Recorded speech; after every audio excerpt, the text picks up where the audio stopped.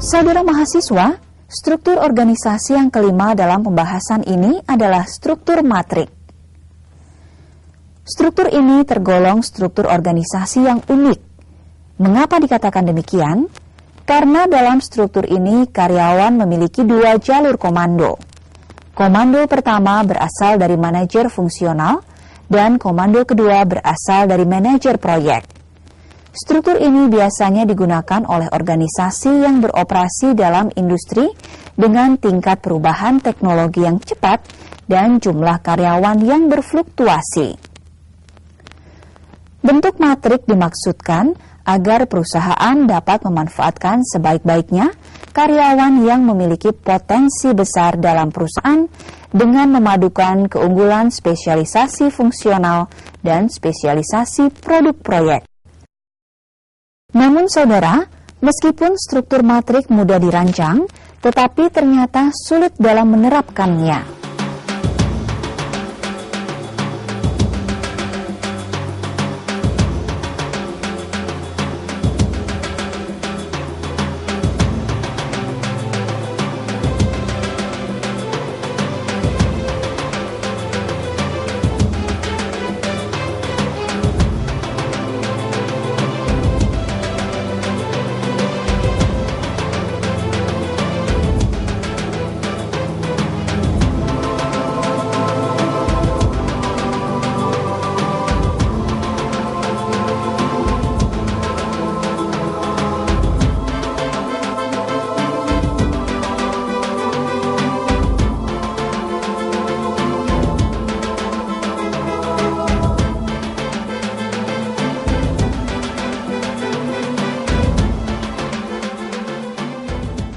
Saudara, struktur organisasi yang terakhir dalam pembahasan kita kali ini adalah struktur horizontal.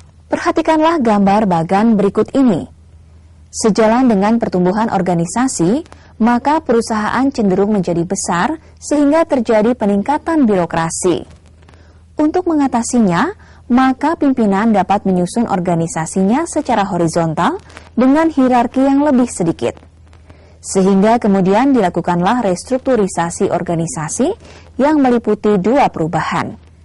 Perubahan pertama adalah dengan meniadakan satu atau lebih tingkatan hierarki dari struktur organisasi yang ada.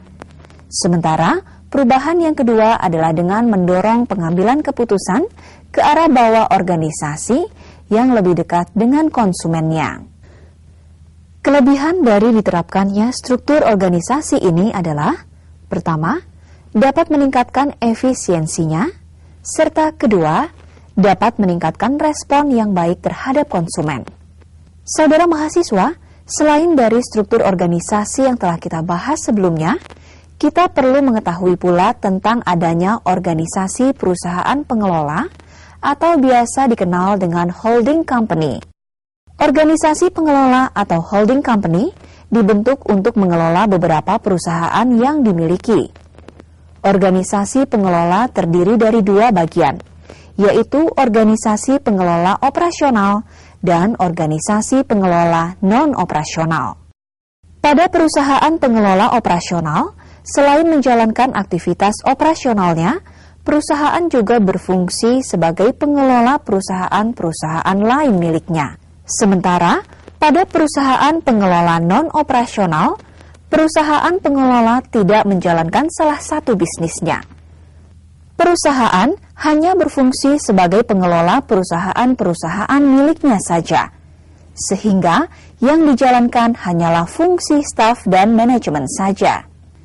Kelebihan dari penerapan organisasi semacam ini adalah: pertama, biaya overhead pusat rendah. Kedua, kerugian bisnis individu dapat ditutupi. Ketiga, adanya ketersediaan keuangan untuk bisnis individu. Keempat, perusahaan pengelola mudah untuk menyebar risiko dan melakukan divestasi. Sementara, kekurangan atau kerugian yang mungkin timbul adalah: pertama, kurangnya sinergi. Kedua, sulit untuk melakukan pengendalian sentral. Ketiga, ketidaktersediaan keahlian di tingkat grup, adanya risiko untuk divestasi bisnis individu dengan perusahaan pengelola.